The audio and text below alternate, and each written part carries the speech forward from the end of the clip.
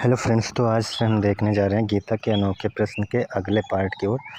Part number 29 है और यहाँ पर हम अध्याय 4 के कुछ श्लोकों को देख रहे थे, तो उसी को ही देखेंगे। लेकिन उससे पहले कुछ चीज़ें समझ लेनी ज़रूरी है। एक इम्पॉर्टेंट क्वेश्चन कि आखिर मृत्यु के बाद क्या होता है।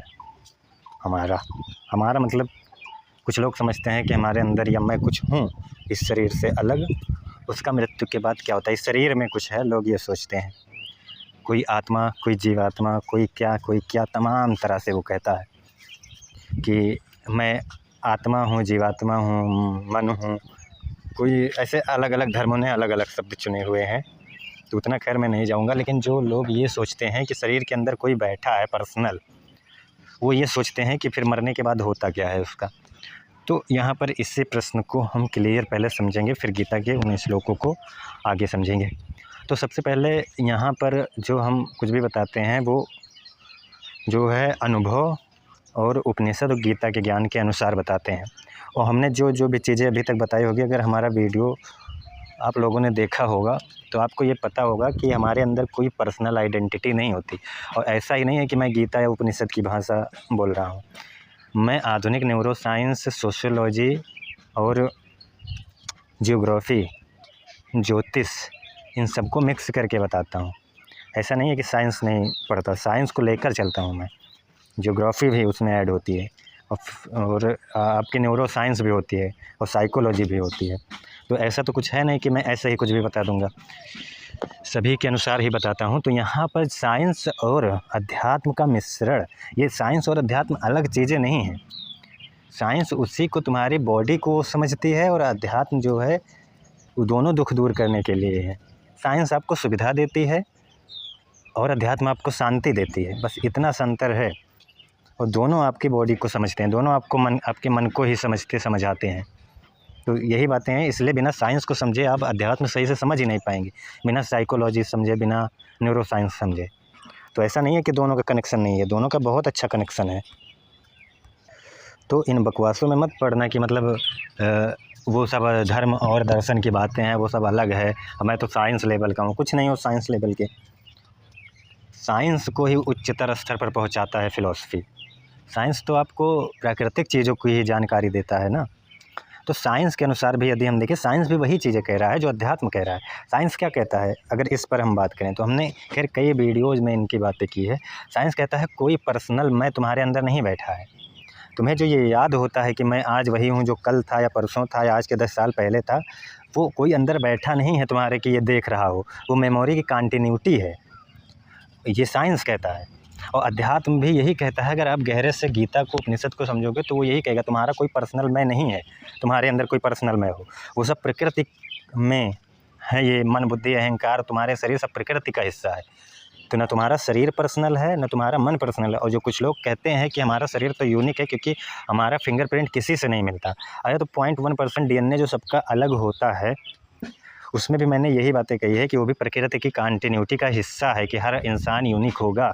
इसका मतलब ये नहीं है कि तुम अलग होगे। तुम्हारे अंदर वही लोभ, वही मोह, वही ईर्ष्याएँ रहेंगी। आप क्या समझते हो कि ये लोभ, मोह, ईर्ष्याएँ तुम्हारे अंदर ही हैं? ये गरीब से गरीब के और अमीर से अमीर लोगों के अंदर वही प्रवृत्तियाँ पाई जाती हैं। लोभ, मोह, ईर्ष्याएँ ये सभी कॉमन है। बस किसी को किसी चीज़ का लोभ, किसी को पैसे का लोभ, किसी को फैमिली का लोभ, किसी को किसका लोभ होगा, लोभ ही होगा, मोह ही।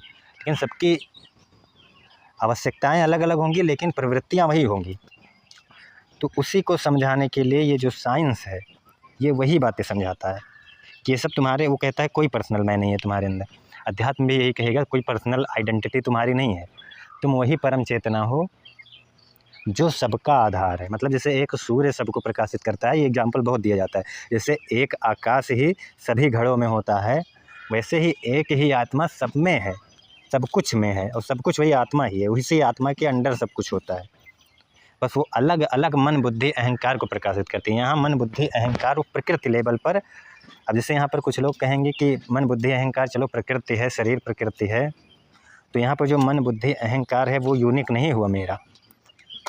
तो देखो यहाँ पर DNA भले ही 0.1% यूनिक होता है सबका, और सबका जो फिंगरप्रिंट होता है भले ही ना मैच करे। मैं कह रहा हूँ शरीर का कोई भी फिंगरप्रिंट नहीं मैच करेगा। आप मैच करा कर देख लो, ये उंगली का जो है ये जो है आप ये सबसे आसान होता है फिंगरप्रिंट।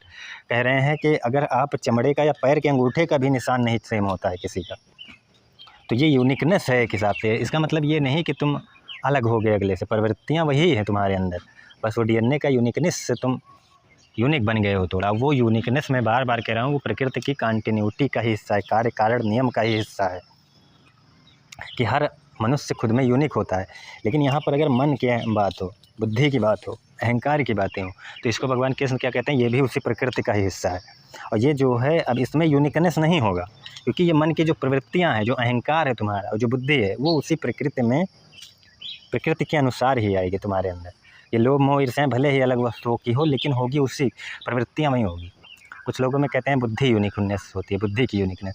हाँ, तो यूनिकनेस मैं कह रहा हूँ है कुछ हद तक प्रकृति का हिस्सा, लेकिन आएगा तो प्रकृति से ही ना, क्योंकि ये है तो प्रकृति, और प्रकृति मतलब हमारा अपना नहीं, फिर वो किसी प्रकृति का ही है, किसी दूसरे का ही है, दूसरों से मुझे मिल रहा है, वो मेरा नहीं है। इसका मतलब अगर जो भी प्रकृति से मिल रहा है, गीता में ये मन बुद्धि अहंकार पंच तत्वों से बना शरीर, ये सभी प्रकृति कहते हैं भगवान की।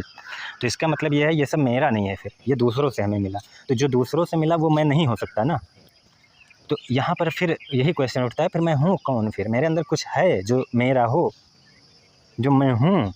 क्योंकि ये मन बुद्धि अहंकार, ये शरीर और ये जो यूनिकनेस चल रही है पूरी प्रक्रिया शरीर की, वो साइंस भी कह रहा है मेमोरी की कंटिन्यूटी, और साइंस भी कह रहा है डीएनए जो है वो, ये तो साइंस ही कहता है यूनिक होता है सबका 0.1% डीएनए, बाकी 99.99% डीएनए भी सेम ही होता है। लेकिन फिर मेरा अपना है क्या? फिर मैं तो दूसरों के द्वारा, शरीर मुझे दूसरों से मिला। अब ये जो प्रवृत्तियाँ हैं, अहंकार लोभ मोह ईर्ष्या द्वेष, ये सभी तो मुझे उसी प्रकृति से ही मिल रही है ना।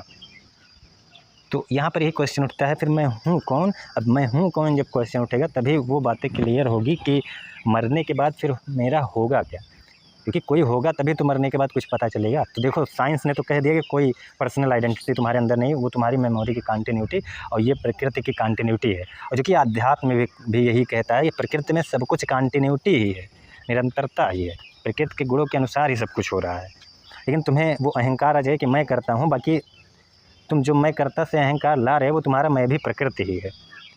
तो यहाँ पर तुम सिर्फ खुद को ये मतलब ये इसमें कर्ता को हटा दो, बाकी हो रहा है सब कुछ, जो हो रहा है हो जाने दो। बस यही चीज़ गीता कहती है, अलग अलग मार्गों से कहती है वो। तो अब यहाँ पर अध्यात्म ने भी सीधा, कुछ लोग फिर यहाँ पर गीता के कुछ श्लोक लेंगे कि जैसे अध्याय 2 का श्लोक है कि जैसे मनुष्य एक कपड़े छोड़कर दूसरा कपड़ा ग्रहण करता है, वैसे जीवात्मा एक शरीर छोड़कर दूसरा शरीर ग्रहण करती है ये। और वैसे एक 15.8 अध्याय है, वहाँ पर जैसे वायु अपने साथ गंध लेके चली जाती है, वैसे जीवात्मा अपने साथ मन सहित इंद्रियों को लेकर चला जाता है। ये श्लोक देंगे और कहेंगे देखो यहाँ पर कुछ हमारे शरीर में है, जीवात्मा है जो कि मरने के बाद जा रही है। तो इस बात को मैंने बहुत बार समझाया, क्योंकि जीवात्मा ऐसा शब्द ही है जो कन्फ्यूज़ करता है बार बार। तो यहाँ पर इस बात को मैंने कई वीडियो में समझाया कि वो जिस हिसाब से जीवात्मा की बात कर रहे हैं वो तुम्हारी मैं कर्ता की भावना ही है, वो तुम्हारे मन की प्रवृत्तियों की कंटिन्यूटी ही है, उसी की बात हो रही है।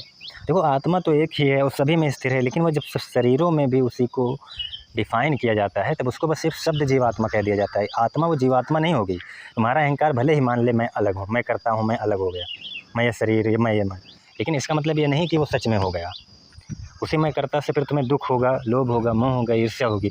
तो ये तुम्हारे मान लेने से कुछ नहीं हो जाता, बस तुम्हें दुख होता है बस कि तुम करता हो, खुद को मान लेते हो। लेकिन यहाँ सब कुछ गुणों में ही बरत रहे हैं प्रकृति के, ये चीज़ भगवान के इस गीता में कहते हैं। तो फिर यहाँ पर फिर यही बातें हुई कि वो जो जीवात्मा है, मैंने इस श्लोक को कई बार समझाया है, वो जीवात्मा मतलब वही आत्मा ही बार बार शरीर बदल रही है। जैसे मनुष्य एक ही मनुष्य, कोई मनुष्य है वो बार बार कपड़े बदल रहा है, वैसे ही एक ही आत्मा है, उसके अंदर बार बार शरीर जन्म ले रहे हैं, मृत्यु को प्राप्त हो रहे हैं, ये बातें होती है इसका रियल अर्थ। और जो मन सहित इंद्रियों को लेकर चले जाते हैं, वहाँ जीवात्मा मन सहित इंद्रियों को ले जाने का मतलब ये है कि वो कंटिन्यूटी चल रही है, मतलब जो प्रवृत्तियाँ आज हैं माहौल में, लोभ मोह ईर्ष्याएं, वही आगे भी चली जाएंगी। मतलब आज के 10 साल बाद भी कोई उस माहौल में पैदा होगा तो पिछले की प्रवृत्तियाँ लेकर पैदा होगा। यहाँ कार्य कारण नियम की बात हो रही है। तो ये होता है इस श्लोक का मतलब। तो इन जहाँ जीवात्मा शब्द यूज हुआ है गीता में, उसको लेकर गलत वो मत निकालो। तुम्हारी मैं कर्ता की भावना, अहंकार ही समझ लो, उस जीवात्मा को प्रदर्शित करता है वहाँ पे। तो अब फिर ये क्वेश्चन आता है कि जब अध्यात्म ने भी कह दिया कि मेरे अंदर कोई पर्सनल आइडेंटिटी मैं नहीं है, तो वो आत्मा क्या है? देखो, तुम वही एक चेतना हो जो सभी को प्रकाशित कर रही है, और तुम खुद के थॉट को ऑब्जर्व करके उस स्थिति में पहुंच जाओ। ये नहीं कि वो आत्मा तुम्हारे अंदर है, वो तुम्हारे अंदर भी है, तुम्हारे बाहर भी है, वही सभी जगह है, सबको वही प्रकाशित कर रही है। जिससे एक ही घड़ा, एक ही आकाश सभी घड़ों में होता है, तो शरीर घड़ा फूट जाएगा तो वो आकाश बराबर हो जाएगा। वैसे ये शरीर बस अहंकार और साकर पर्दा पड़ गया है तुम्हें, बाकी वही चेतना है। ये तुम्हारी चेतना को विस्तार देने के लिए, तुम्हारी मन बुद्धि और इन प्रकृति की कंटिन्यूटी को देखने के लिए दिया गया आत्मा वो एक शब्द है, मैंने बार बार कहा है। तो इसका मतलब ये नहीं कि वो आत्मा तुम्हारे अंदर है, तुम्हें उसको ऑब्जर्व करना है। जो गलती लोग कहते हैं वो सोचते हैं कि आत्मा या परमात्मा हमारे हृदय में बैठा है। हृदय का मतलब वहाँ प्रेम दिखाया जाता है। प्रेम मतलब मैं करता करना होना, वही होता है कि तुम्हारे अंदर परमात्मा है। ये नहीं कि तुम्हारे अंदर बैठा है। तुम कितना भी अक्सर है दिल विल तो कटवा कर देख लो, कुछ नहीं है तुम्हारे अंदर। तो इसका मतलब क्या हुआ कि कोई पर्सनल आइडेंटिटी हमारे अंदर नहीं है। वो साइंस के हिसाब से देखो तो साइंस तो कहता ही है, अध्यात्म भी गहराई से देखो तो यही कहता है, दार्शनिक विचार, जो कि सही भी है। बाकी तो तुम कुछ भी सोचो। तो ये चीज़ें हो गई। तो जब अब बात आती है मृत्यु, तो मृत्यु क्या है? साइंस क्या कहता है मृत्यु पर? कहता है साइंस का मृत्यु घोषित कर देता है जब तुम्हारा मस्तिष्क कार्य करना बंद कर दे, तब साइंस कह देता है कि अब मृत्यु हो गई इसकी। और साइंस फिर कहता है कि तुम्हारी उस शरीर की चेतना का बंद हो गया, अब उसमें कोई वो हलचल नहीं बची। और अध्यात्म क्या कहता है? अध्यात्म कहता है कि हाँ, शरीर की मृत्यु हो गई। लेकिन यहाँ पर कुछ लोग कहते हैं कि अध्यात्म कहता है कि शरीर से कोई जीवात्मा निकल कर चली गई। अब यहाँ पर ये चीज़ें दोनों कन्फ्यूज करते हैं। मैंने बता दिया कि कोई जीवात्मा नहीं होती जो निकल कर जाए, वो तुम्हारा शरीर चल रहा था, बस यही बात है। अध्यात्म भी कह रहा है तुम्हारे अंदर कोई कुछ नहीं है, तुम्हारा शरीर गया तो गया, मतलब फिर कुछ बचा नहीं है। फिर मरने के बाद ये मत सोचो कहीं स्वर्ग नरक मोक्ष, ये सभी मोक्ष यही है। तुम जीते जी इसी को जान जाओ, प्रकृति की कंटिन्यूटी, मन की प्रतिक्रियाओं को देख लो कि सब मन है जो हमें कन्फ्यूज करके रखा है इसमें। और इन मन के लोभ मोह ईर्ष्याओं से छुटकारा पाकर परम शांति को उपलब्ध हो जाओ, वही होता है मोक्ष। मरने के बाद मोक्ष नहीं है। और स्वर्ग नरक यही है कि तुम्हारा मन इसी में डिस्टर्ब रहे, वही तुम्हारे लिए स्वर्ग है। और क्षणिक शांति मिले तुम्हें, तो वही तुम्हारे लिए मतलब स्वर्ग है। अगर दुख लोभ मोह ईर्ष्या में फंसे रहोगे तुम्हारे लिए नरक। ये चीज़ें तो मरने के बाद फिर अब अलग अलग धर्मों का मैं क्या ही बात करूं, कोई कुछ भी कहे तो उससे क्या मतलब है। लेकिन रियलिटी यही है कि साइंस कहता है मरने के बाद तुम्हारी चेतना ख़त्म, अब कोई मतलब नहीं है।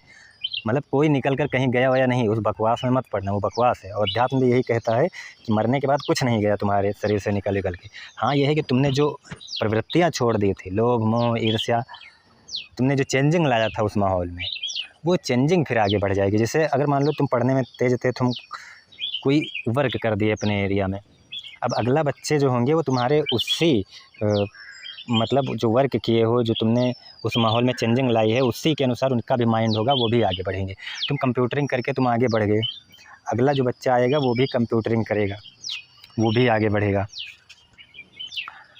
तो तुम्हारी ही माहौल चेंजिंग से वो चेंज हुआ ना। तो यही होता है प्रवृत्तियों का आगे बढ़ जाना। इसमें कोई ये नहीं कि पर्सनल जीवात्मा आगे बढ़ गई। तो मरने के बाद क्या होगा? कुछ नहीं होगा, मर गए तो मर गए। लेकिन यहाँ पर फिर क्वेश्चन आता है कि कुछ लोग जो है मरने के बाद कई तरह से जैसे अनुभव करते हैं, जो जैसे CPR देकर जो कुछ लोग रिटर्न होते हैं वो। अब जैसे यहाँ पर कुछ लोगों को कैसा अनुभव होता है मरते वक्त? कुछ लोगों का अनुभव परम शांति का अनुभव क्या होता है? क्योंकि उनका मस्तिष्क डाउन हो रहा है, उनको नींद सी आ रही है, वो अब समझ लो बेहोशी की हालत में जा रहे हैं। तब उनके जो दर्द वाले न्यूरॉन्स या और सब कुछ हैं वो सभी डाउन हो रहे हैं, और शांति वाला न्यूरॉन सब एक्टिव हो रहा है। तो इसीलिए उनको अच्छा महसूस होता है कुछ लोगों को जो खुद की मौत से मरते हैं। और जो दर्द से मर रहे हैं, एक्सीडेंट या ऐसे, उनको दर्द तो होगा ही क्योंकि उनका कटा है। लेकिन जो बेहोशी में चले गए उनको फिर कुछ नहीं आता पता होता। दूसरा ये है। और तीसरा, कुछ लोग कहते हैं कि मरते वक्त उनको कुछ रोशनी दिखती है, या उनको कुछ लोगों ने ये बताया कि तुम जब CPR मुझे दे रहे थे तो मैं ऊपर से देख रहा था कि मेरी बॉडी के साथ ये हो रहा है। ये सभी चीज़ें क्या है? ये सभी चीज़ें बस बकवास है और कुछ नहीं। वो ये है कि उनके मस्तिष्क जो है, उस समय मस्तिष्क पूर्णतः अनएक्टिव हो जाएगा तो आदमी मर जाएगा। जब CPR दिया जा रहा है तब मस्तिष्क में जान है उसके, और मस्तिष्क जो है वो कान नहीं बंद हुआ है तुम्हारा, सिर्फ आँख बंद हुई है। तो मस्तिष्क जो है देख रहा, मतलब मस्तिष्क अनुभव कर रहा है, और तुम्हारा कान सुन रहा है क्या क्या हो रहा है तुम्हारे साथ। तो वही चीज़ें वो इमेज बना लेता है, और तुम्हें लगता है कि मैं शरीर को बाहर से देख रहा हूँ, जो फिर बाद में जब ठीक होकर CPR देने पर ठीक होते हैं, तो जो अनुभव बताते हैं वो ऐसा कुछ नहीं होता। और ऐसी बकवास में नहीं पड़ना है। देखो, अगर इतना ही है तो आत्मा को जाना ही है। जो आत्मा जीवात्मा तुम बता रहे हो, तो तुम्हारे शरीर से निकल गई है, तो तुम्हारे CPR देने से वो रिटर्न थोड़ी आ जाएगी। ये क्या बकवास है? आत्मा फिर मतलब तुम्हारे मर्जी से चल रही, जब तुम चाहो शरीर में लाओ, जब तुम चाहो बाहर कर दो उसको। ऐसी बकवास में मत फंसना कि कोई आत्मा निकलती है। नहीं, वो सब शरीर का ही खेल है। सब तुम्हारा शरीर पूरा केमिकल रिएक्शन है, समझ लो, एक हिसाब से रासायनिक प्रतिक्रिया है। सब हार्मोन्स का ही एक खेल है तुम्हारा शरीर, प्रकृति का ही खेल है सब। खरबों खरबों न्यूरॉन्स का वो है। नहीं तो देखो, तुम्हारे अंदर कोई पर्सनल बैठा है तो उनसे यही क्वेश्चन करो कि तुम बेहोशी की स्थिति में जब होते हो तो फिर तुम मतलब कि क्यों कुछ नहीं जानते हो। अभी एनेस्थीसिया का इंजेक्शन दे दिया जाए तो तुम्हें नहीं पता चलेगा कि तुम्हारे शरीर के साथ क्या हुआ उन 2-3 घंटों में, जब तक ले उसका असर होगा। तुम्हारे अंदर जो पर्सनल बैठा है जीवात्मा, उसको तो देखना चाहिए फिर हमारे शरीर के साथ ये हो रहा है। तो इन बकवासों में मत फंसना।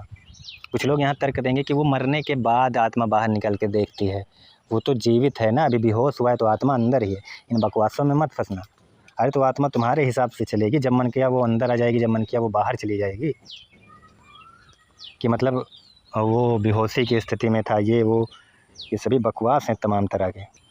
अगर वो तुम्हारे CPR देने से वापस आ रही है या जा रही है तो इसमें फिर पूरा कंट्रोल तो तुम्हारे बॉडी का ही हो गया ना। तो इन बकवासों में नहीं फंसना है। कोई तुम्हारे अंदर नहीं होता, सब बस केमिकल वो चल रहा है, बस यही है रियलिटी अध्यात्म के अनुसार। तो अब लोग कहेंगे कि फिर अध्यात्म फिर हमें फ़ायदा क्या देगा? अध्यात्म तुमको जागरूकता की ओर ले जाता है, सुख शांति देता है, जीते जी मोक्ष प्राप्त करो, इन ईर्ष्याओं लोभ मोह द्वेष से मुक्ति पाओ और प्रकृति की कंटिन्यूटी को देखो। और जो ये तुम लोभ मोह ईर्ष्या द्वेष इन मन के विकारों में फंसे हुए हो, उनको देख सको और जीवन जी सको, ये सिखाता है। कोई मरने के बाद स्वर्ग नरक मोक्ष नहीं दे रहा है अध्यात्म। यही तो गलत फहमी हो गई है लोगों को।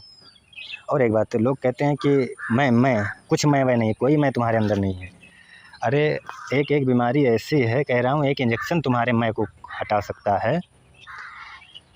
हार्ट अटैक, ऐसी कितनी बीमारियां हैं जिसमें तुम्हारा खुद का कंट्रोल ही नहीं रहता और तुम कहते हो मैं करता हूँ। तुम्हारी बॉडी का कोई नस इधर उधर हो जाए, तुम्हारा कंट्रोल ही नहीं रहता।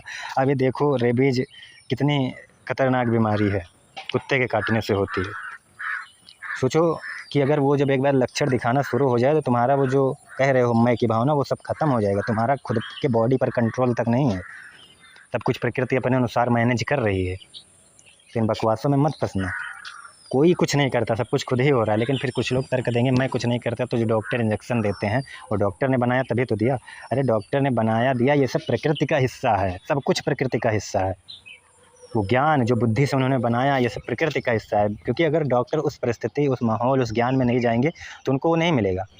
इन सब बकवासों में नहीं फंसना है कि मरने के बाद कोई कहीं आता जाता है, ये वो तमाम तरह की फालतू की बकवास।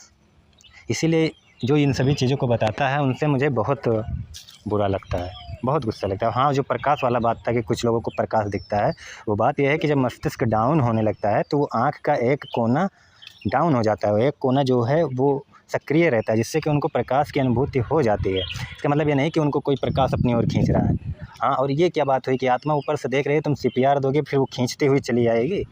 ऐसा कुछ नहीं है। कोई आत्मा नहीं है, कोई जीवात्मा नहीं है जो तुम्हारे अंदर बैठी हो मरने के बाद नहीं।